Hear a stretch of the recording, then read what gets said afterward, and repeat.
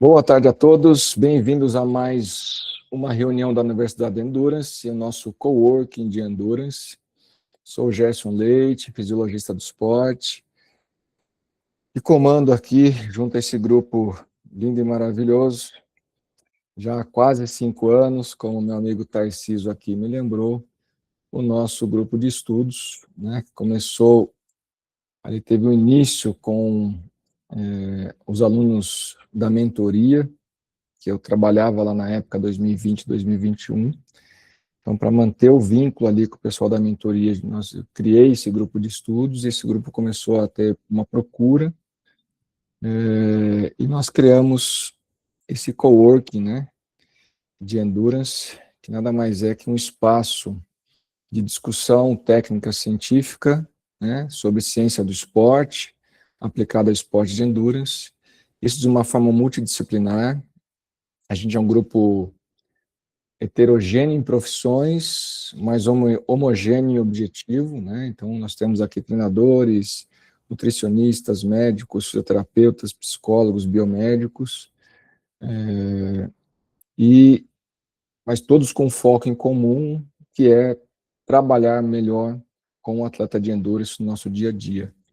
E se o treinador entende mais da nutrição, o nutricionista entende mais do treino, a medicina entende mais de nutrição de treino, a gente entende mais de medicina, mais de fisioterapia, mais de psicologia. Quando a gente trabalha em conjunto, a gente consegue conversar melhor, né? E o nosso atleta, né, nosso paciente, vai ter um suporte melhor, já que a gente tem um profissional com um conhecimento mais amplo. E esse é o foco da Universidade do Endurance, é ensinar, né, através da ciência do esporte, sobre, né, ciência do esporte na prática do esporte de endurance. Tá? Então, quem está chegando, né, tem muita gente nova, quem está chegando no grupo aqui é muito bem-vindo, né, às nossas reuniões de quartas-feiras. Temos um grupo de WhatsApp, quem não entrou ainda entra, e lá a gente também, além das discussões aqui ao vivo das quartas-feiras, a gente faz discussões no grupo mesmo, sempre discussões educadas, tá? Respeitosas, que é a nossa premissa aqui também, tá? Que a gente tem respeito pelo o colega que está ali no grupo, colega de grupo, de comunidade aqui. Então, todos sejam bem-vindos à nossa segunda reunião 2026, né? Temos aqui mais de 215 reuniões agendadas e gravadas, tá? O artigo dessa reunião já está na plataforma, você pode acessar. Depois eu vou colocar uma versão dela traduzida pelo Google Tradutor, então vai ter uma versão ali em português para quem tem dificuldade com inglês. Quem quiser ler todos os mínimos detalhes do estudo, você vai ter acesso ao artigo, tá? Então sempre fique tranquilo em relação a isso. Combinado? Hoje, né, nosso assunto aqui, já que estamos no início da temporada competitiva aqui no Brasil, discutir essas novas tendências para o treinamento de longa distância e baixa intensidade, o famoso longão, né? E sempre que o nosso trabalho tem uma parceria, além da parceria aqui dos nossos membros, nossos alunos, a gente tem a parceria de uma marca que a gente confia bastante, que é a Plant Power, que tem vários produtos, suplementos baseados em plantas. Aqui uma proteína vegetal, que é uma parceria da tal da castanha com a Plant Power, essa de caramelo salgado. Estou aqui tomando meu Ultra Coffee, né? Para dar uma acordada aqui pós-almoço. E todos do nosso grupo têm 10% de desconto lá no site deles com o cupom Gerson10, tá? Então fica aqui também a dica, a gente vai estar sempre disponibilizando ali alguns cupons para vocês. Bora discutir novas tendências do longão, né, que todos os atletas de endurance vão fazer, os corredores, os ciclistas, os triatletas, os nadadores, né? Não tem jeito, faz esporte de endurance, vai fazer treino longo, tá? Então, a gente sempre parte, pessoal, pelo problema, né? Qual que é o problema que está em pauta hoje, né? Então, o problema que está em pauta hoje são os treinos longos. Existe uma grande discussão nessa questão, né? Como realizar esse treino longo, tá? Então, o que define esse treino longo, tá? Essa discussão também entre a intensidade, né, que deve se realizar esse treino longo. Então, a gente tem muito dessa discussão, pô, tem que ser um longo muito leve, tem que ser um longo leve, tem que ser um longo em ritmo de prova. Existe também uma discussão muito grande em relação a isso. Nós vamos caminhar aqui também sobre essa questão. E um outro ponto, que talvez seja o ponto mais importante para a gente, são as respostas fisiológicas. Porque essas respostas fisiológicas, elas envolvem o treino que você faz, né? O que você está ingerindo dentro do treino. Nós já discutimos aqui a questão do carboidrato, não carboidrato, vamos usar corpos cetônicos, não vamos usar corpos cetônicos. Então, assim, são questões ali importantes para a gente nessa questão do treino longo. Vamos usar proteína intratreino, não vamos usar, pós-treino, o que isso gera de resposta biológica. Então, a gente vai dar umas pinceladas de acordo aqui com, especialmente com os desfechos do artigo, né? Especialmente aqui do artigo base, né? Que eu acabei esquecendo de colocar aqui a tela dele, né? Deixa eu colocar ele aqui na tela.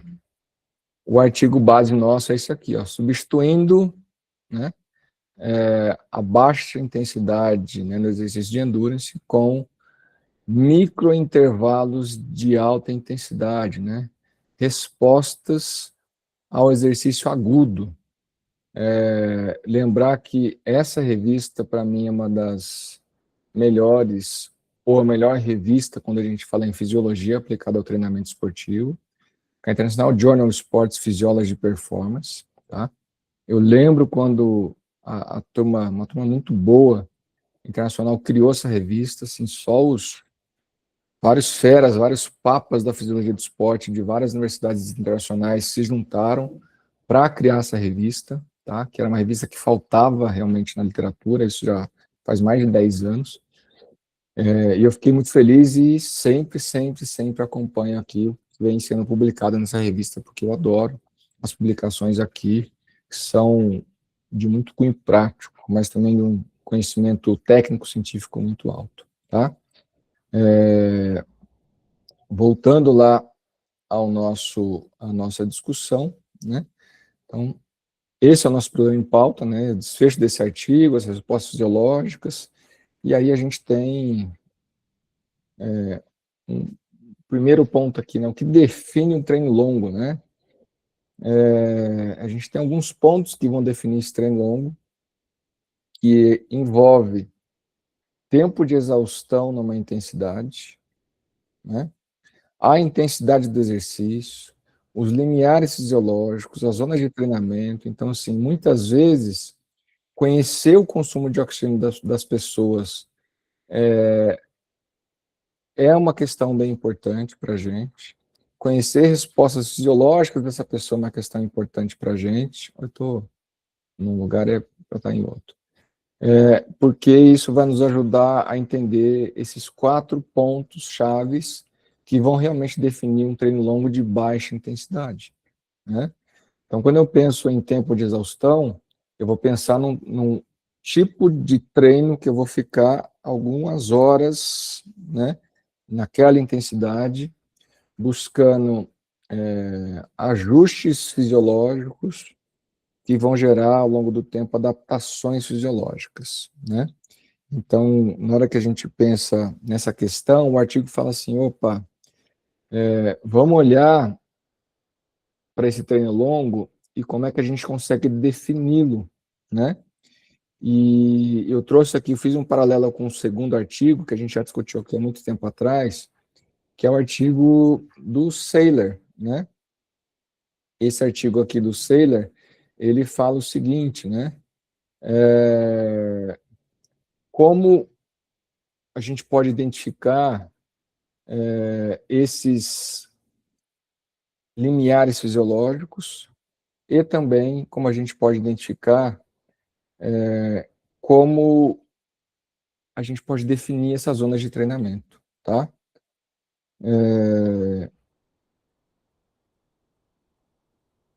Deixa eu só mandar um link aqui para uma pessoa que está meio perdida.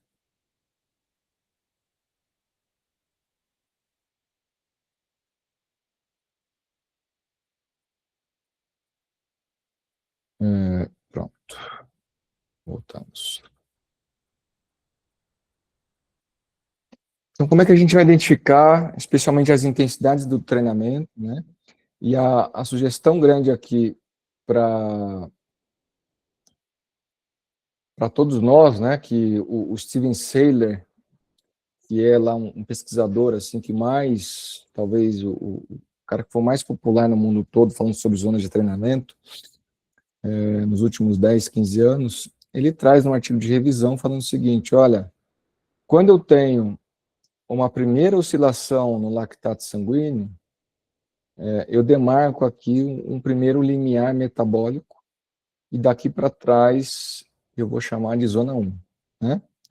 Quando eu tenho uma segunda mudança no lactato sanguíneo, uma mudança aumentada aqui, onde ele passa a ter um incremento exponencial, eu vou chamar de limiar 2, que isso também a gente pode delimitar de forma ventilatória, né? E no final do exercício aeróbio, onde eu tenho o consumo máximo de oxigênio, eu vou ter o limite superior desse exercício aeróbio, né? Que muitas vezes a gente vai trabalhar o treinamento do atleta de 50% desse VO2 máximo até 100% do VO2 máximo.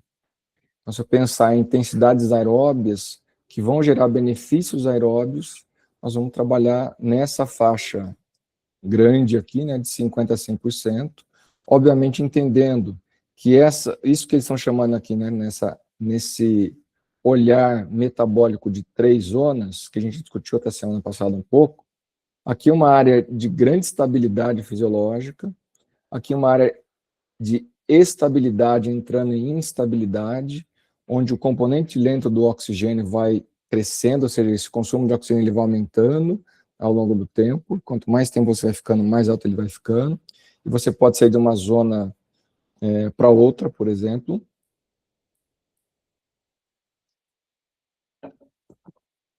E uma área acima do limiar 2 seria a área de alta intensidade, que você não consegue estabilidade fisiológica, então a gente não fica muito tempo por aqui, né? O que isso quer dizer para a gente? Que por aqui eu fico pouco tempo, aqui eu fico um pouco mais de tempo, e aqui eu vou ficar muitas horas e horas. O próprio Seller, aqui, né, no exemplo da semana passada que eu trouxe lá na aula do método norueguês, aqui quando a gente faz uma ergospirometria bem esportiva, né, que a gente consegue ter uma duração um pouco aumentada, ter umas cargas sendo organizadas de uma forma melhor, a gente tem aqui, ó, a tal da zona 1 ali, né, que acabei de demonstrar, uma zona 2 aqui entre o limiar 1 e o limiar 2, lá na expometria, e uma zona 3 aqui entre o limiar 2 e o VO2 máximo, tá? Então, a gente teria isso aqui muito bem delimitado. O próprio Steven Sailer sugere o seguinte, nessa relação de intensidade versus tempo de exaustão.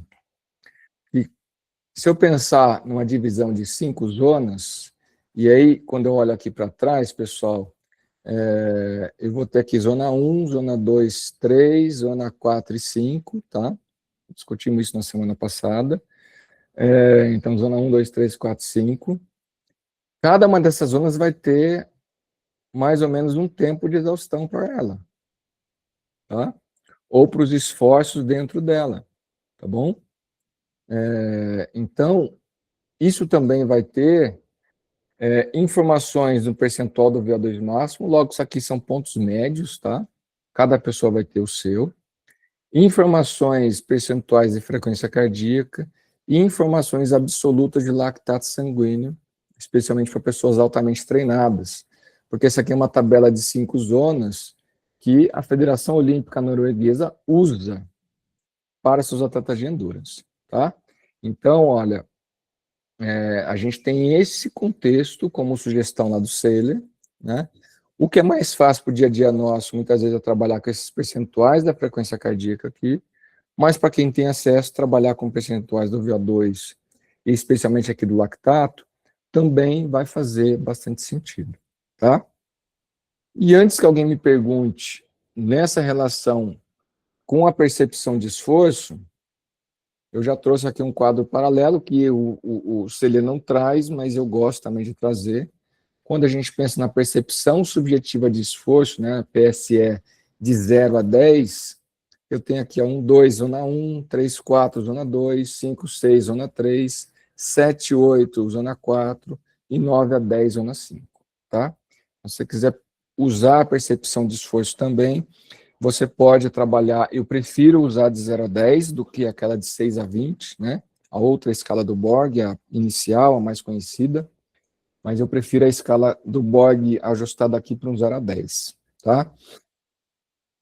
Tudo isso para dizer, pessoal, que o treino longo tradicional, ele vai ficar aqui, ó, nessa Z1, Z2, nesse percentual de VO2 máximo mais baixo, nesse percentual de frequência cardíaca mais baixo, nesse lactato mais baixo, e o tempo de exaustão nele vai ser de muitas horas, tá? E percepção de esforço até 4, tá? Então, o longo tradicional, pegar aqui o Marcel, que está aqui com a câmera aberta. Marcel, seu treino hoje é um treino de bike, 4 horas, entre zona 1 e zona 2, pelo tempo de exaustão aqui, né? Então, 4 horas vai ser algo intermediário entre esses, pode ser só em zona 1, pode ser zona 1, zona 2, nesse contexto aqui. Percepção a 2, a 3, 4 no máximo, você pode ficar 4 horas pedalando, né? Vai ficar, se ele ficar nessas percepções e com esses dados fisiológicos ali dentro, ali de no máximo 82% da frequência cardíaca máxima, ele, se ele for treinado, né, obviamente, vai ficar 4 horas pedalando ali de forma até tranquila, tá? Só que o Marcel responde depois do treino e fala assim, cara, isso aqui foi monótono demais, foi chato pra caceta, né? Que é os nossos atletas, nossos pacientes, nossos alunos mais falam, né? Ô, tá chato, pô, tá 4 horas, levinho, só batendo papo. Aí sempre tem uma criatura do pântano lá no meio do treino que pega e dá uma esticadinha, né? Aí quem tá junto treinando faz o quê? Junto, né? Aí daqui a pouco, pô, é treino de Z1, Z2. Aí o pessoal tira o pé de novo. E aí fica um treino que seria longo. Você vai olhar lá em dados de frequência cardíaca, de potência dos caras, fica um negócio lá em cima, depois lá embaixo, lá em cima, lá embaixo. Aí você olha para o aluno, para o atleta, para o paciente e fala assim, cara, você está fazendo treino longo errado. Porque o que eu queria você não fez. Você ficou dando vários estímulos para brincar lá com seus amiguinhos, amiguinhas, no meio do treino, estragou o treino longo. É esse contexto ou não é que a gente vive toda semana? Né? Então, e que esse estudo vem olhar com mais cuidado. Eles, opa, vamos olhar para isso aqui, vamos tentar entender que o treino ele tem mecanismos centrais e periféricos. Vou ter, né, atividade cerebral alterada, mudanças em percepção de fadiga, vou ter alterada aqui a questão de troca gasosa, de débito cardíaco, a atividade muscular vai estar alterada, e eles são muito distintos na baixa intensidade ou na alta intensidade, né? A gente tem uma distinção muito clássica e muito clara entre o que é alta intensidade para esses sistemas corporais aqui que eu estou mostrando, né, esses órgãos importantes para a gente, e poder estar mostrando outros também, mas a gente tem distinções já muito bem conhecidas, né, em cada um deles. Agora,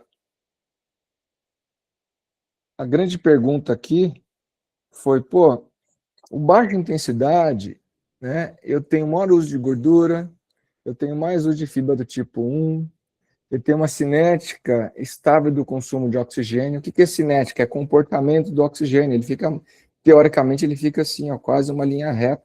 Estabilidade, né? Cinética quer dizer comportamento, né? É uma definição da física, né? E menor esforço fisiológico, tá? Quando eu penso em alta intensidade no esporte de endurance, eu penso em algo acima do limiar 2, os ciclistas de plantão acima do FTP, até ali o VO2 máximo, tá? Curta duração os esforços, 10 segundos até 8 minutos, por exemplo. Só que a literatura vem falando o seguinte: se eu fizer vários esforços de alta intensidade, eu vou ter uma característica da sessão, da parte principal dela, especialmente ali, de alta intensidade. Só que a mesma literatura vem dizendo o seguinte: quando eu tenho um intervalo, depois que eu faço alta intensidade, um intervalo longo suficiente, eu posso amenizar o esforço metabólico dessa pessoa. E aí os caras começaram a maquinar uma série de questões aqui. Porque eles tinham um problema. Tá 4 horas, baixa intensidade, chato pra caramba, não sei o quê, né? A gente está acostumado com isso. E também, pô, será que dá para fazer algo diferente nesse treino longo? Então eles foram testar isso, né? O objetivo do estudo, né? Marquinhos está perguntando aqui qual seria esse intervalo, né? Quanto tempo? Quando a gente pensa em treino de HIIT, né? O intervalo de 1 para 1, 1 segundo de esforço para 1 segundo de pausa, ele já começa a ser um intervalo aumentado. Quando a gente fala de 1 para 1,5, 1 para 2, ou mais que isso, já é um intervalo bem longo, tá? Então, a gente sempre pensa em esforço-pausa, beleza?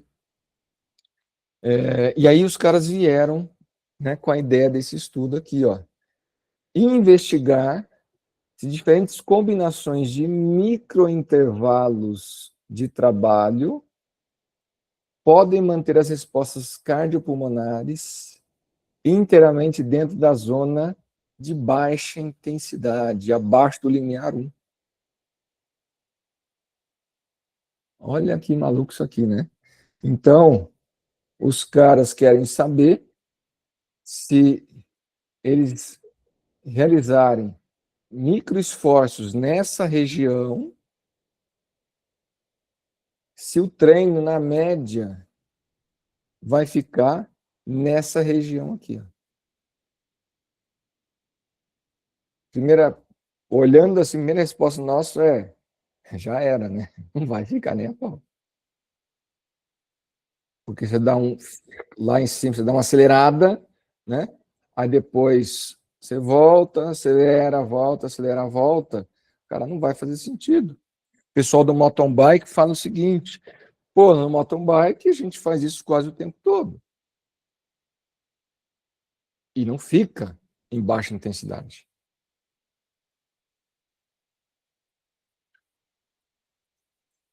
Aí é que vem o estudo, né?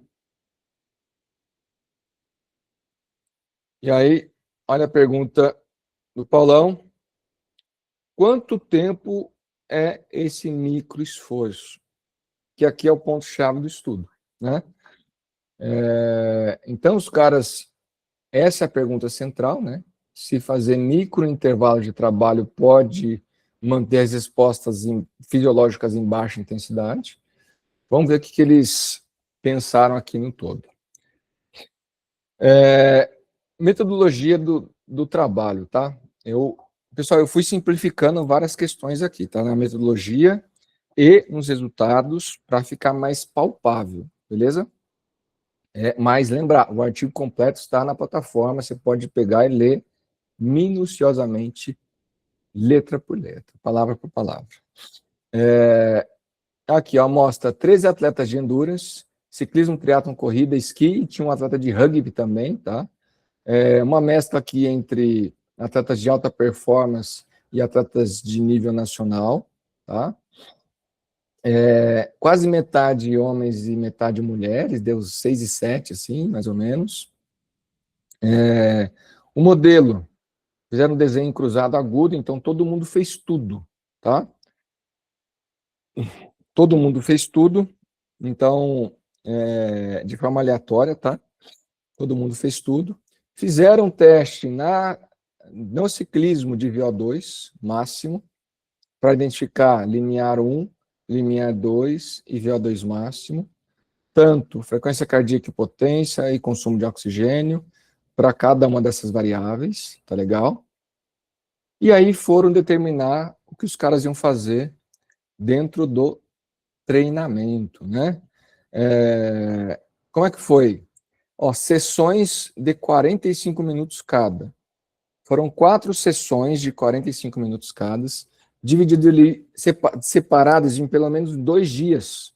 Fazia uma, descansava pelo menos 2 dias, fazia outra, descansava 2 dias, fazia outra, fazia de forma que aleatória. Então não era uma sequência, né? Fazia uma depois, sempre as mesmas sequências. Cada pessoa fazia de uma sequência aleatorizada, tá? Olha que interessante. Primeiro, né, controle, que é o ponto-chave para a gente, tem que ter controle. Exercício contínuo a 88% da potência no limiar 1, tá? Então, todo mundo lá no laboratório pegou a bikezinha lá que eles usaram para todo mundo, que era uma marca ergométrica da Monarch, super confiável, né, o valor de potência dela. Usaram o pedal, Vivi tá aí, né? Usaram o Faveiro Axioma, pedal para medir a potência da turma. Frequência cardíaca usaram um frequencímetro da Garmin, né? E para fazer consumo de oxigênio usaram Vintus, que é o mesmo equipamento que a gente tem aqui em São Paulo, aqui no nosso laboratório, tá? Que é um ótimo equipamento.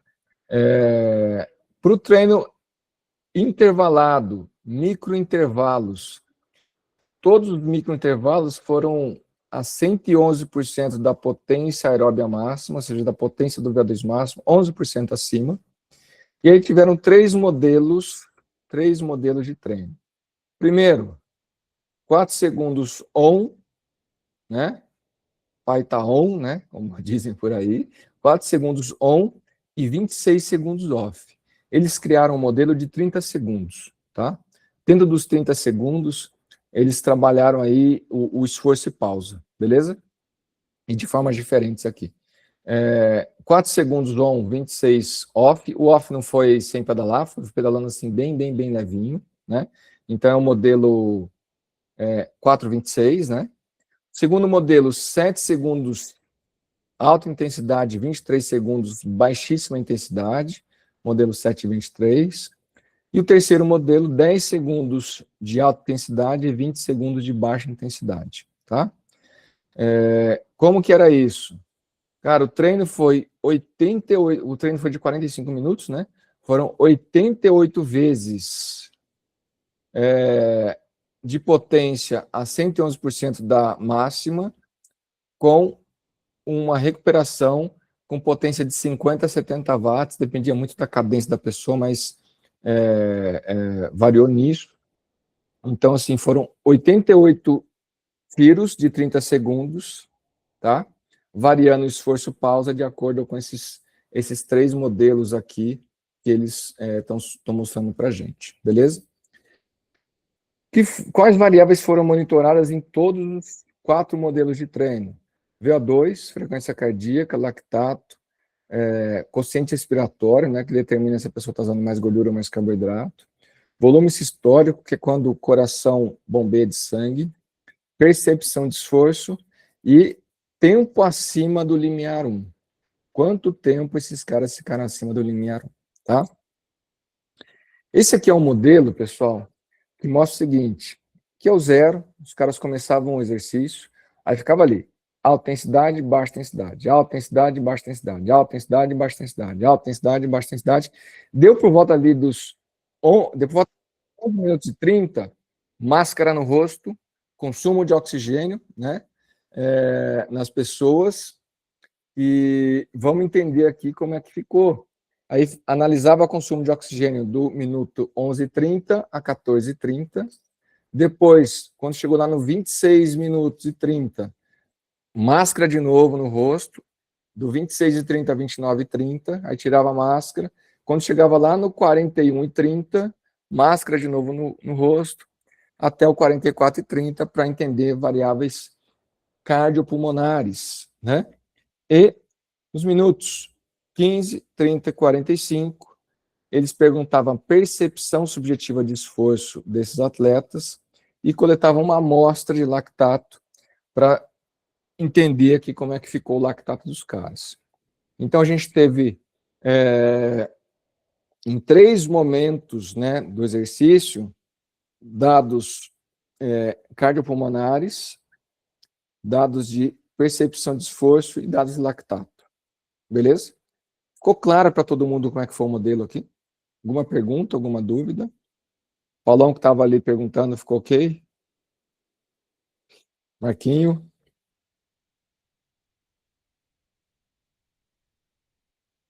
Tiver alguma pergunta?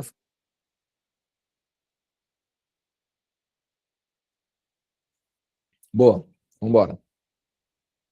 Obrigado.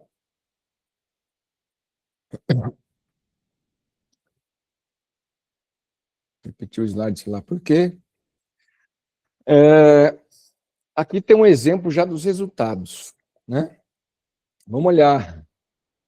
Obrigado, Marcinha. Vamos olhar para cá, ó. Ou seja, 45 minutos a 88% do limiar 1, então é baixíssima intensidade mesmo. E depois, 45 minutos fazendo 4 segundos alta intensidade e 26 segundos baixíssima intensidade. Ou 7 segundos altíssima intensidade, 23 segundos baixa intensidade. Ou 10 segundos de altíssima intensidade, 20 de intensidade. Aí vem a pergunta. Se quiser colocar aqui nos comentários, pode colocar, tá? O que vocês acham? Que a intensidade de exercício ficou maior nos microintervalos ou no treino longo de baixa intensidade? Ou foi tudo igual? O que vocês acham, turma? Quiser falar, pode falar. Quiser colocar no chat aqui, coloca. Se quiser falar nada também, tá tudo bem. Estamos em casa, tá? Eu já vou mostrar aqui os resultados, né? Olha, na minha cabeça, tá? Vou falar a minha pré-opinião antes de ler o artigo. Na minha cabeça ficava um negócio assim, ó. Né? Oscilando em frequência cardíaca, com resposta tardia. O consumo de oxigênio também é resposta tardia. E com o tempo eles iam aumentando, assim. Então a gente ficava uma curva mais ou menos assim, ó. Quer ver? Deixa... Eu vou mostrar aqui para vocês. Cadê? Vou pegar aqui o treino de um atleta de altíssima performance, tá? Não se assustem.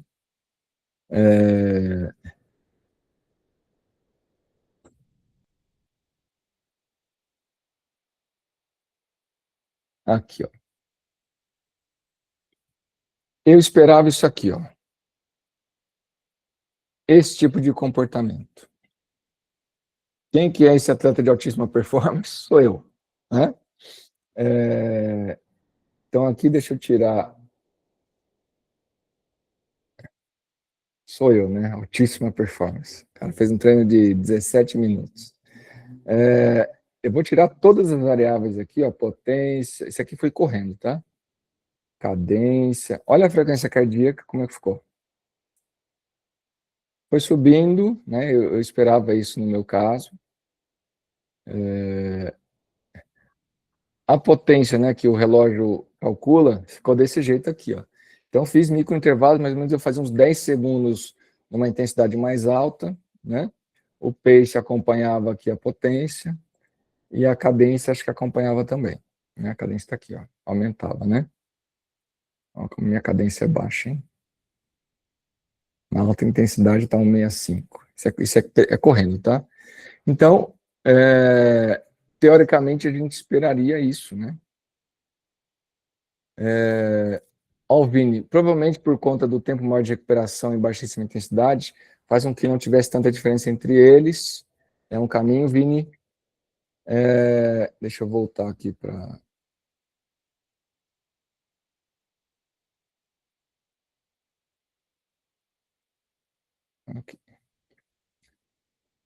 Houve aumento gradual de frequência cardíaca ao longo das séries, porém o tempo maior foi em baixa intensidade. O Paulo trazendo aqui o que aconteceu exatamente comigo ali no treino, né? Compartilho da mesma ideia, se rolou discrepância foi muito baixa, provavelmente disparou, né? Então, vamos entender aqui como é que ficaram os resultados. Esse aqui é um resultado para um atleta, tá? Só é um exemplo aqui que o próprio artigo mostra para a gente, o atleta X aqui, que eu sei lá quem que é esse atleta, e ele trouxe uma comparação entre o treino contínuo e o treino de 7 segundos on, 23 em baixíssima intensidade, tá? Primeira coisa, como foi feito o treino na bike, tá? A gente tem isso aqui, ó, a potência, né? Como são 7 segundos on, né?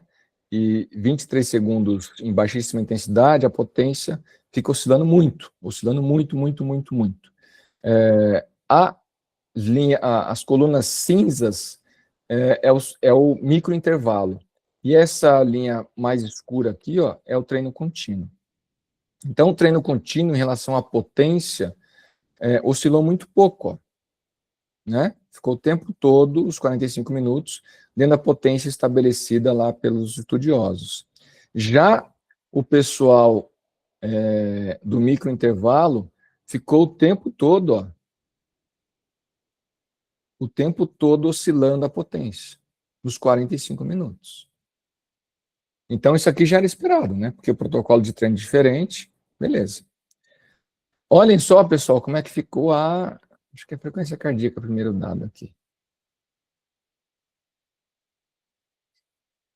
Olha que maluco isso. Linha preta. Isso aqui é o treino contínuo. E linha cinza, esses são os microintervalos. Se eu fosse pegar um ponto médio aqui, ó, se eu fosse pegar um ponto médio aqui, percebe que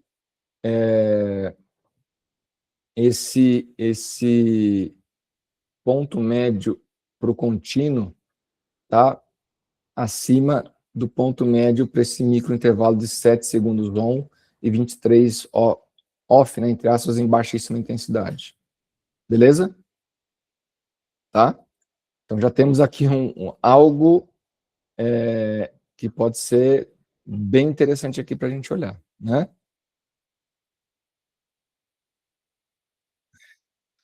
O Marcelão está fazendo uma pergunta aqui. Se pensamos 10 segundos, nós pensamos 100 metros rasos, certo? Pensando em substrato energético, estamos usando fosfagênio, certo? A creatina fosfato é um dos pontos importantes aqui. Nós já vamos entender um pouco mais disso, Marcelão, na discussão do artigo, tá? Vamos continuar olhando os resultados aqui. Que são muito interessantes. Olha o consumo de oxigênio, né? VO2, durante aqui o teste todo, né? Pontos pretos é durante o treino contínuo. Pontos cinzas durante o treino de microintervalos. Interessante, né? Consumo de oxigênio menor do que no treino contínuo. Olha, outro dado interessante aqui. Quociente respiratório, que é um marcador se você está usando mais gordura ou mais carboidrato naquele exercício. E percebe que o ponto médio de ambos fica muito parecido aqui por volta de uns 0,92, 0,93 durante o treino todo de 45 minutos. Então, pessoal, aquela primeira ideia de que talvez, né, os microintervalos pudessem gerar um estresse metabólico aumentado, não sei se é tão verdadeiro pelo que o estudo está mostrando, tá? E aí, a gente vem com outras questões aqui, né? Fala, Marquinho. Marquinho levantou a mão aqui. Ô Gerson, muito legal isso, muito legal mesmo, até porque me fez pensar num detalhe aqui. Diga. Vamos supor, aí eu gostaria de saber sua opinião, se você pega um atleta e, vamos pedalar hoje 4 horas em zonas baixas ali, Z1, só um exemplo. E Aham. olhando para esses dados, se eu fatiar essas 4 horas, qual foi o custo metabólico da primeira, da segunda, da terceira e da quarta hora? Olhando para esses gráficos, o ideal seria a cada hora nós deveríamos fazer um ajuste para cada hora, né? E olhando esses gráficos. E Ajuste para quê? porque o que eu entendi do gráfico, que o custo metabólico foi subindo, mesmo do treino em baixa intensidade, né? Aham. Então talvez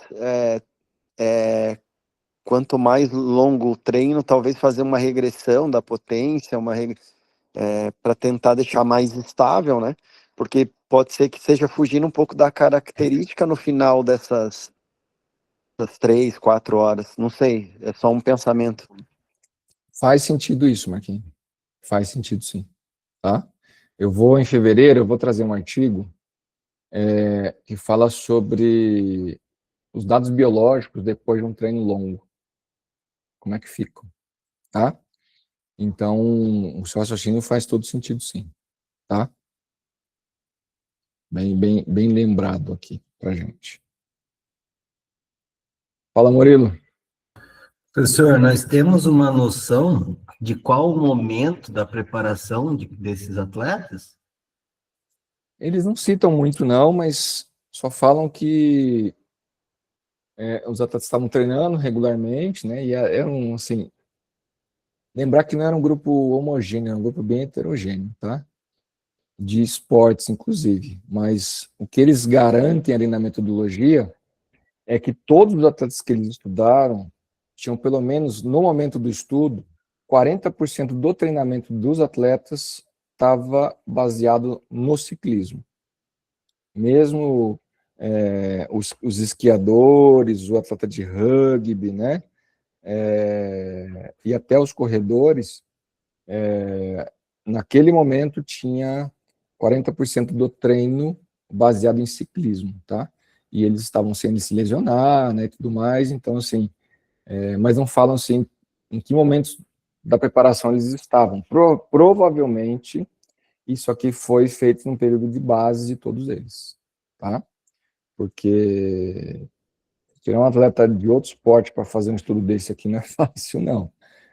E como eram atletas bem treinados, então fica mais difícil ainda, tá? Então, provavelmente eles estariam em período de base, com certeza, tá? Mas por que, Murilo? Qual a dúvida? Não, é que eu estava linkando aqui pensando nisso mesmo, né? Porque às vezes no momento de preparação ali, às vezes de força geral ou de uma preparação de forma específica, pudesse mudar essas respostas. E daí eu estava me lembrando daquele estudo que a gente debateu aqui, né, daquele período de treino, como as respostas do corpo ali. E então eu queria ter uma noção de qual era o momento para a gente ver, ter uma ideia assim de cada coisa, sabe? Foi isso que eu veio na minha cabeça aqui. Entendi. Não, faz sentido. Mas eles não descrevem claramente isso, mas esse grupo ser bem heterogêneo, eu acredito que seja essa fase de preparação geral mesmo dos caras. Tá? O Vaxon está perguntando aqui no chat. Aumento de intervalos muito curtos, menores que 7 segundos, igual a baixa intensidade interna, logo alta intensidade mecânica e baixa perturbação metabólica. Vaxon, a gente vai discutir isso já já, tá? Mas é num caminho parecido com isso. Tem alguns ajustes a fazer aqui a sua colocação, tá bom? Aqui são as pessoas do estudo, né? São 6 mulheres, 7 homens, né? Ali média de 27 anos, uma estatura média de 1,75, peso de 69, VO2 máximo médio aqui de 56,5, né? Então, assim, são atletas amadores, bem treinados com esse valor, mas tem atletas de nível internacional também, mas não são todos, né? Ponto importante para a gente, né? Potência no limiar 1, mulheres 156 watts, que é uma potência boa, homens 215, e potência no limiar 2 para mulheres 206 watts, que é bem bacana, e homens 288, e potência pico, né, máxima ali do teste, 262 watts para as mulheres e 367 para homens. Também são 2 valores bacanas. Resultados, né, que é um outro ponto importante aqui para a gente. Potência média delimitada pelos pesquisadores, ó, o grupo controle era para estar com uma potência média aqui de 166 watts, eles fizeram 165, tá? O grupo de 4 segundos on, 26 off. A potência média aqui seria 94 watts, eles fizeram 93. O grupo 7 segundos on, a potência média seria, né, 123 watts em média, e eles fizeram 125. E para o grupo 10 segundos on, a potência média seria 153, eles fizeram 151, tá? Então, assim, o solicitado com o determinado foi muito, muito próximo. E percebam que as potências médias aqui foi diferente para todo mundo, né? Foi bem distintas para cada um deles. Potência média a partir do limiar 1. Olha só que coisa bacana, né? Do contínuo, 88% do limiar 1. Do 4 segundos, a potência média daria 50% do limiar 1. Dos 7 segundos, 67% do limiar 1. E dos 10 segundos, 81% do limiar 1. Então, assim, na média, eles ficaram com uma intensidade relativa bem menor do que o contínuo, tá? Potência acima do limiar 2, que já mostra um exercício de altíssima intensidade, tá? Acima do FTP da turma aqui. No exercício contínuo, nada foi feito acima do L1, muito menos do L2, né? Já no 4 segundos, 12% da potência gerada foi acima do L2. Nos 7 segundos, né, eles ficam mais tempo gerando potência alta, 21% do tempo foi acima do limiar 2, e nos 10 segundos, 31% foi acima do limiar 2. Então, assim, intensidades relativas diferentes aqui, tá? Mesmo que a wattagem tenha sido distintas, e o percentual do L1 foi distinto, o percentual acima do L2 também foi distinto aqui. Então, temos diferenças aqui. Potências acima aqui da potência máxima, né? E potência acima de limiar 2 e potência máxima que foi designada ali para os atletas, né? Então, eles também ficaram ali 7% acima da potência máxima no 4 segundos, 15% acima do potência máxima nos 7 segundos e 23% acima da potência máxima nos 10 segundos. Traduzindo aqui para a gente, eles ficaram razoavelmente bastante tempo em potências bem altas, né? Comparado ali ao exercício contínuo, tá? Mas, se a gente for pensar nos principais achados aqui nos resumos, esses microintervalos curtos, especialmente aqui o protocolo de 4 a 26 e 7 a 23, né? 4 segundos on ou 7 segundos on, eles parecem metabolicamente com o contínuo. Por quê? Consumo de oxigênio, frequência cardíaca e lactato permaneceram abaixo do limiar 1, tá? Então, a gente tem respostas sobre equivalentes ao exercício contínuo, tá? Lactato, na média aqui, ó, entre 1 e 1,3, também super baixo. Coeficiente respiratório semelhante, o que permaneceu uma oxidação de gordura preservada nesses dois tipos de treino aqui, ó, 4 segundos e 7 segundos, tá? E mesmo, né, eles estando com a potência absoluta ali, mais de 20% do tempo do treino acima do limiar 2, tá? Então, externamente,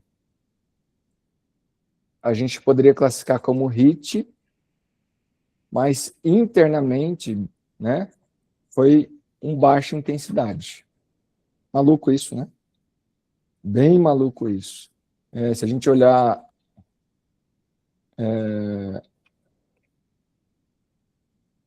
os dados aqui do artigo em si, ó,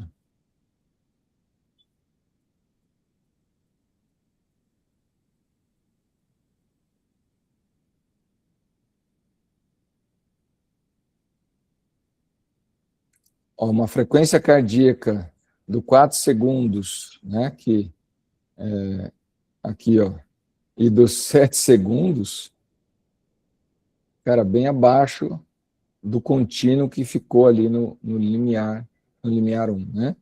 Se olhar percentual do VO2, ó, esse 4 segundos e 7 segundos também está com percentual bem, né, bem baixo aqui, né? Se a gente pegar aqui, Lucas, ó, que você estava perguntando ali, né? Também o QR médio, né? O que demanda ali se a pessoa está usando mais gordura ou mais carboidrato.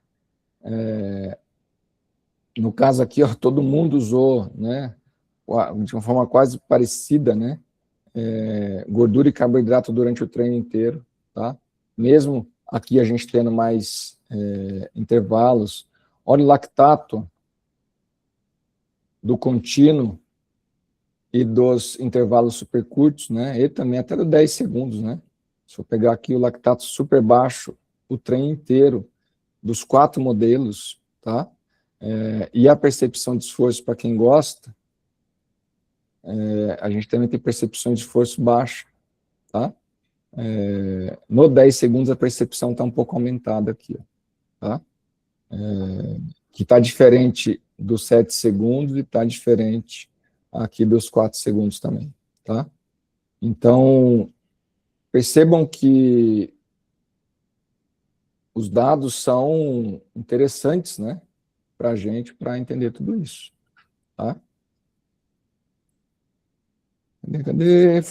O Lucas está perguntando aqui, foi investigado algo a nível de resposta simpática, HRV? Lucas, não foi feito, tá? Não avaliaram isso. Mas avaliaram a frequência cardíaca, tá? Que daria uma resposta interessante e ficou baixa, tá? O Edu está falando aqui, os estímulos podem ser considerados principalmente periféricos, neuromuscular, e a latência da frequência cardíaca, por ela não responder instantaneamente, não estimular o sistema simpático pode ser um indicador, é algo que eles entram na discussão em relação a isso, tá, Edu? Que aí entra nessa discussão sua e do Lucas aqui, e que eles começam a comentar com a gente uma questão, né, que parece que existe um limite de duração do estímulo, né, para ele ficar ali com todas as variáveis abaixo do treino contínuo, que seria, né, esse protocolo 10 a 20, né, ficou muito próximo aqui do limiar ali, né, do limite do limiar 1, tá? Aumentou o tempo acima do limiar 1, especialmente aqui na questão do consumo de oxigênio, a percepção de esforço foi maior, então esse protocolo de 10 a 20, ele já gera um estresse metabólico aumentado, tá? E uma conclusão que teoricamente prática, né, que esses estímulos aqui já começaria a romper, né, esse perfil clássico do treino de baixa intensidade, pela frequências, né, a percepção de esforço, consumo de oxigênio ter ficado acima ali, tá? Então, aparentemente aqui a sugestão seria, se fosse trabalhar isso, usar esforços muito curtos, né, de 4 a 7 segundos, tá? oscilações fisiológicas, né? Ou seja, e foi um dado ali que os autores olharam, o quanto que oscila a frequência cardíaca, por exemplo, o consumo de oxigênio, a percepção, o quociente respiratório durante o treino, tá? Obviamente que a frequência cardíaca vai oscilar muito mais nos treinos de microintervalos, então ela vai ficar um sobe e desce, mas um sobe e desce numa faixa de baixa intensidade, que é o interessante, né? Consumo de oxigênio e quociente respiratório tem oscilações pequenas, semelhantes ao exercício contínuo, então o exercício contínuo ficou oscilando ali de forma pequena, e quando os microintervalos também ficaram oscilando, mas de forma pequena, então eles têm formas semelhantes, né? E um ponto que os autores ficam batendo numa tecla assim toda hora, é que mesmo esse exercício contínuo que a gente chamaria de steady state, né, de estado estável, não foi tão estável quanto eles imaginavam, tá? A gente sabe que o corpo humano não é máquina, né, não é matemático, né? Então ele vai oscilar um pouco e agora há pouco alguém comentou, não lembro quem aqui, que, foi o Marquinho, né? Que, o consumo de oxigênio está subindo ali, né? Então a gente precisava tomar cuidado com essa questão da longa distância, treino de 4 horas, talvez devia ser dividido as coisas. Sim, provavelmente sim. E até uma questão ali de alimentação, primeira hora, segunda hora, terceira hora, quarta hora. Então tem que ser muito bem pensado. Se a gente pegar muitas vezes só a mesma quantidade de alimento nas 3 horas, será que dá conta, né? A gente precisa também pensar nessas questões aqui, que são pontos chaves. Como é que eles tentam explicar essa questão que, o cara fez alta intensidade, depois fez um exercício super leve, e a resposta fisiológica ficou muito parecida com o exercício contínuo leve, né? Que essa energia que foi gerada nos microintervalos vem de forma majoritária aqui, maior, né? Do oxigênio ligado à mioglobina, né? Que já está no músculo, tá? E o músculo consegue usar esse oxigênio de forma rápida, tá? Esses estímulos curtos não há grande ativação anaeróbia lática, tá? Por isso que o lactato permanece controlado e baixíssima intensidade. Então a gente tem pouca dependência glicolítica, muito uso de creatina fosfato, e esse intervalo, né? Cadê aqui? Esse intervalo, esse recovery, né? Ajuda numa recuperação rápida, não só do oxigênio ligado à mioglobina muscular, mas também na creatina fosfato que foi usada ali rapidamente. Acredito eu que se o exercício durasse mais que 1 hora, teríamos um comportamento diferente, tá? Então esse é um ponto também importante aqui, que é um exercício só de 45 minutos, que é uma limitação grande. A gente pensa em longa distância, 45 minutos não é longa distância ainda, treino longo, né? E exercício de mais de 15 segundos teria maior dependência glicolítica e quebraria esse modelo, né, de baixa intensidade.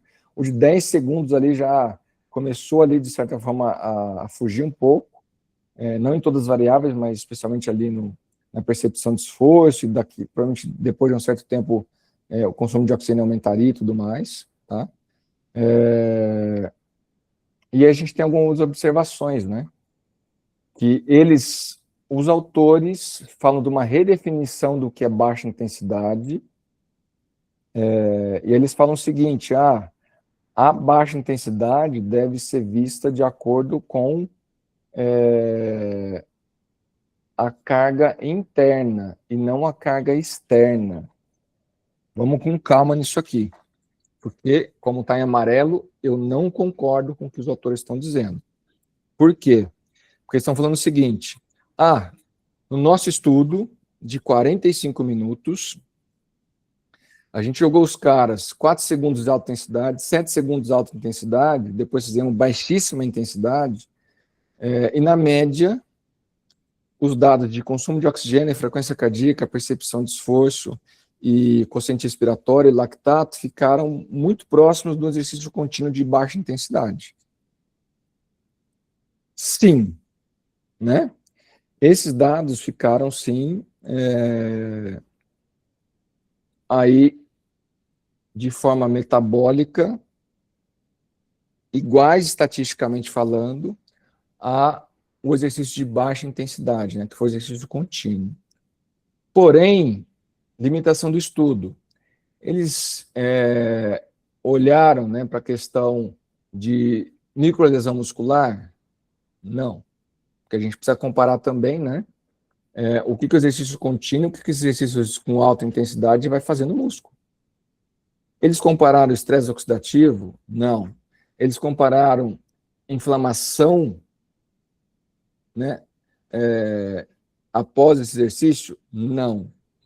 Então, a gente sabe que o exercício de baixa intensidade e alta intensidade gera respostas bem distintas aí em dano muscular, estresse oxidativo e inflamação. Eles não testaram isso. Por quê? Porque é um estudo inicial, né? É um estudo inicial, interessantíssimo, diga-se de passagem, mas eu não concordo com eles que dá para a gente fazer um treino de 2 horas no modelo que eles criaram e vai ficar tudo bem com o atleta depois disso. Tá? Se você quiser testar no teu corpo aí, testa. Você vê que não é igual. Testei isso ontem, não é igual. Tá? Apesar da minha frequência não ter subido tanto, que se eu ficasse continuamente ali numa intensidade maior, ou menor no caso, né? Mas o que você sente no corpo não é igual, não. Tá? Mesmo a gente tendo consumo e frequência aqui muito parecida. Tá? Então, essa é a primeira observação aqui. Fala, Mário.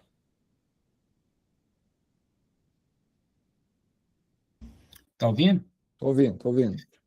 Bom, acho que você respondeu parte disso. Ali a gente está falando do estudo com atletas de alto rendimento ali, né? E tivemos, dentro dos gráficos que você apresentou, as baixas, né, resultados em relação ao lactato, frequência cardíaca e tudo mais. Se a gente fosse avaliar indivíduos mais intermediários, nem muito iniciantes, você acha que esses resultados dos gráficos, quando comparado ao contínuo, eles estariam baixos também? Essa pergunta é ótima, Mário. Se for pessoa treinada, né, eu acho que os resultados seriam muito parecidos com isso. Se você olhar um treino de 45 minutos, talvez seja algo próximo a isso, tá? Agora, se uma pessoa iniciante, aí esquece. Vai ser completamente diferente, tá? Completamente diferente. Então, aqui, um outro só ali dos 13 que eram atletas de altíssima performance, tá? Então, não é todo mundo, não. Mas a sua pergunta é ótima porque a gente não trabalha com atletas só de alta performance. Então, para indivíduos comuns, que treinam assim regularmente, que têm uma boa performance já, acredito que o comportamento nesses 45 minutos seja assim, algo parecido com o que o estudo encontrou, tá? Então, mas ainda sugiro assim um pezinho atrás em relação a tudo isso, tá? Vou colocar outras observações aqui que talvez elucide mais aí para todo mundo, beleza? Obrigado. O steady state não é tão estável quanto se pensa, isso a gente também já sabia, né? Então, o estado estável ali, da baixa intensidade, ele vai se alterando, né, de acordo com o tempo, especialmente que a gente vai mudando liberação de adrenalina, noradrenalina, vai mudando ali o tipo de oxidação de gordura que a gente está fazendo, se está mais oxidativo ou menos, né, de gordura, vai aumentando o triglicérides na corrente sanguínea, né, ácidos graxos livres, então, assim, vai mudando muita coisa, tá? E o steady state é uma coisa para exercício mais curto, né? Longa distância nem sempre é steady state.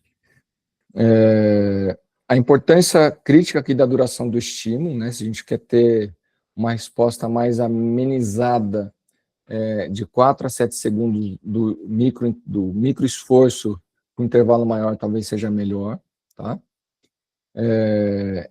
Eles sugerem um mecanismo fisiológico aqui com que estejam dando esse suporte, né, para os microintervalos, microesforço com microintervalos, né, de oxigênio ligado à mioglobina, mais pausa recuperadora, mais limitação da ativação glicolítica por conta dessa relação esforço-pausa otimizada, tá? O esforço especialmente é muito pequeno. Eles até questionam, né, os estudos que falam de distribuição de intensidade, lá com polarizado, piramidal e tudo mais, que eles se baseiam basicamente, esse modelo dos caras é polarizado, esse é piramidal. Eles se baseiam na carga externa. E eles estão sugerindo que a gente também deva olhar para olhar a carga interna dos atletas.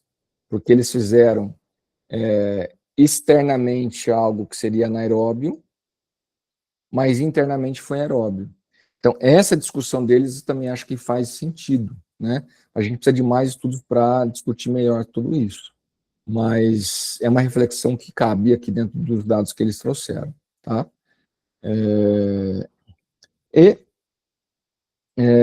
Lembrar que uma limitação grande é um estudo agudo, ou seja, pontual, sem adaptações crônicas, então não foi feito 3 semanas com esse tipo de treino, foi feito um estudo estanque, né, agudo, tá legal?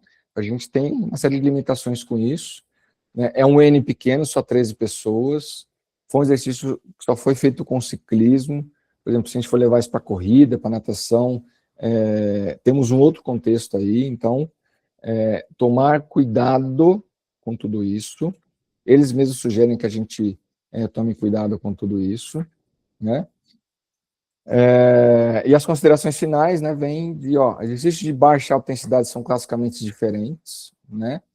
Porém, no estudo, as respostas cardiovasculares e metabólicas não mostraram isso, né? Foi interessante, né? A carga alta em pequenos intervalos com respostas menores, respostas cardiovasculares e metabólicas menores que limiar 1, que foi muitíssimo interessante, tá? A importância de se cruzar carga interna e carga externa, isso fica aqui uma pulga atrás da orelha dos treinadores que estão aqui na reunião e dos nutricionistas, porque você vai ter que dar um suporte, por exemplo, se o treinador vai testar esses microintervalos com o atleta, cara, o suporte proteico vai ter que estar aumentado, né? Porque talvez a gente tenha microlesões, inflamação, né? Estresses oxidativos aqui. Então, assim, o que você vai trabalhar de alimentos pós-treino, se o treinador for trabalhar com esses microintervalos, vai ter que ser diferente, tá? Então, importante aí para o nutricionista, para o médico de esporte também conhecer esse tipo de trabalho. Para os psicólogos, cara, se o atleta que você trabalha é totalmente desmotivado a fazer um treino longo de baixíssima intensidade, porque para algumas pessoas é extremamente desmotivante mesmo, tá aqui um modelo, possível modelo que possa ajudar a aumentar a motivação desse atleta, tá? Para fazer o treino longo, mas não sugiro dessa forma que eles criaram aqui, mas talvez adaptando um pouco disso, né? E o ponto-chave do artigo para mim aqui, né? Exercícios de microintervalos são exercícios de classe única. O que seria exercício de classe única? Com trabalho muscular de alta intensidade, se combinando aí com uma perturbação metabólica muito leve, né? Ou seja, a gente está entrando aqui num modelo novo de treinamento, tá? E que talvez ainda vai dar muito pano para manga aí, tá? Então, olha só que interessante aqui o que esses autores trouxeram para a gente aqui nesse trabalho, né? Esses microintervalos aqui têm respostas fisiológicas únicas, né? Que é uma coisa bem bonita, né? Como mensagem final, né? Treino de microintervalo geram respostas parecidas com exercícios de baixa intensidade, ou geraram respostas parecidas com exercícios de baixa intensidade. Então, é uma possibilidade para a gente pensar, refletir nos treinos de longa distância, né? Lembrar aqui para todos, né, que não está seguindo a Universidade do Endurance, por favor, nos ajude lá a crescer, né? Estaremos no Instagram. E nessa mais alguma pergunta, tem uma pergunta aqui no chat do Vitor Carrara, Vitão. Eles compararam microestímulos com treino contínuo de baixa intensidade. Seria interessante comparar também com treinos clássicos intervalados de intensidade em Z4 e Z5. Tenho visto que os noruegueses de corrida de trilha e montanha têm usado microestímulos como alternativa aos intervalados e não aos treinos longos. Vitão, pode ser, né, como os noruegueses estão na frente da gente aí há uns 10 anos pelo menos, pode ser muitas vezes que os caras estão trocando uma coisa pela outra. Porque como a gente viu aqui, o percentual de tempo que esses caras ficaram na alta intensidade, acima do limiar 2, foi realmente alto, e o estresse metabólico foi baixo a princípio, né? Temos de VO2, lactato, quociente respiratório, frequência cardíaca, percepção de esforço. Se a gente pensar no modelo da natação lá de trás, que todo dia você tinha uma pancadinha ali, né? O que o treinador fazia? Ele montava uma planilha semanal e que ele ia somando os microestímulos do dia a dia, né?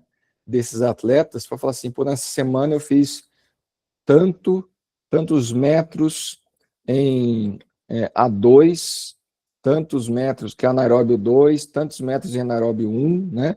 Só que ele ia fazendo isso dia a dia, né? Um pouquinho a cada dia. Então, isso me lembra o que esses treinadores de natação faziam, né? E acho um modelo interessantíssimo. Só que onde vai dar, ainda não sabemos, né? Esse é um ponto aqui chave, né? Olha o Paulão falando, é preciso ter paciência para tolerar as repetições, o trabalho neural, sim, mas, Paulão, vou te falar que é muito mais interessante, assim, você treinar dessa forma, pelo menos para mim, eu acho mais gostoso, né? Treinei ontem, fiz uma adaptação e treinei ontem mais ou menos dessa forma. Eu fiz 10 segundos de esforço alta intensidade com 50 segundos de baixa intensidade. Ficou bem, passou mais rápido o tempo para mim, assim, foi interessante, né? Mas vou testar novos modelos comigo mesmo para ver como é que fica. Tá? Sugiro sempre testar aí com vocês, né? Ó, o Rafael Garça aqui, pensando especificamente no treino longo, alternar esse modelo de estímulo apresentado no estudo com o longo tradicional pode ser uma estratégia interessante. O maior desafio está em fazer com que os atletas respeitem esses microestímulos ao longo da sessão. Rafa, concordo plenamente com você. Isso pode gerar uma motivação maior aqui dentro dos treinos de longa duração, né? Mas concordo plenamente que o desafio é fazer que os caras respeitem esses microestímulos e aos intervalos, né? Estou de acordo, assino embaixo, né? E o Fabrício está falando, já usei, muito melhor. Fabrício, eu usei ontem, também gostei bastante. Tá? Gerson, Diga, Paulão. considerando então que esse treino aí, ele vai se encontrar ali no período de base, né? Que vamos dizer que nós estamos agora, eu já chego para o atleta, obviamente não na primeira semana, na segunda, talvez na terceira, um pouco para frente, eu já começo a aplicar esse modelo, ele 100% ou ele tem uma escala assim gradual? Vamos começar com 3 horas, depois 3 horas e meia, 4 horas, ou já o atleta, sabendo, conhecendo o seu atleta, obviamente, não, vamos já começar com 4 horas e vai ser o seguinte. Paulão, lembrar que o estudo só durou 45 minutos. Né? Então, assim, qualquer coisa que eu te falar vai ser um achismo aqui, né? Eu acho que, né? Se eu fosse adaptar isso, talvez eu não faria 88 tiros de 30 segundos, como eles fizeram. tá? Porque, assim, como você mesmo falou, tem que ter paciência para tolerar tudo isso, né? Comentaram aqui, pô, como é que eu vou fazer o cara segurar, né? Por exemplo, se for ciclismo, cara, como é que eu vou ficar, onde é que eu vou estar, se for um treino na rua, né, na estrada, onde é que eu estarei para fazer 88 tiros de 4 a 7 segundos com pausas de baixíssima intensidade? Cara, viabilidade muito baixa. A não ser que eu esteja no rolo, aí fica um pouco mais fácil. Mas são questões que a gente vai precisar pensar e repensar para adaptar para os nossos atletas, especialmente os atletas amadores. Que particularmente eu adaptaria ali apenas com umas 10 repetições ali para testar como é que a pessoa se sente, e com o tempo talvez fosse gradativamente aumentando, né? Mas eu faria mais um primeiro teste mesmo para ver como é que a pessoa responde a isso, tá? Eu não chegaria nos 88 tiros de 30 segundos, nunca, tá? Perfeito, valeu, obrigado. Pessoal, vamos tirar uma foto aqui. Quem é de foto, quiser abrir a câmera aí, a gente faz uma foto aqui no final. Então,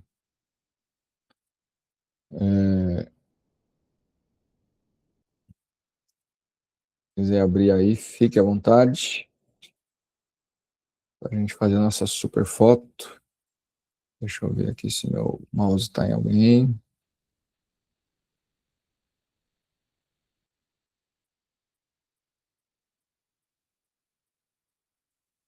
E quem chegou hoje, bem-vindos. Obrigado por estar com a gente. O grupo é isso. Ó, Beth, primeira vez, hein, Beth? Legal.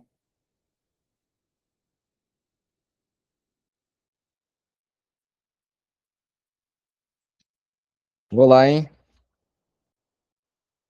1, 2, 3 e... Foi.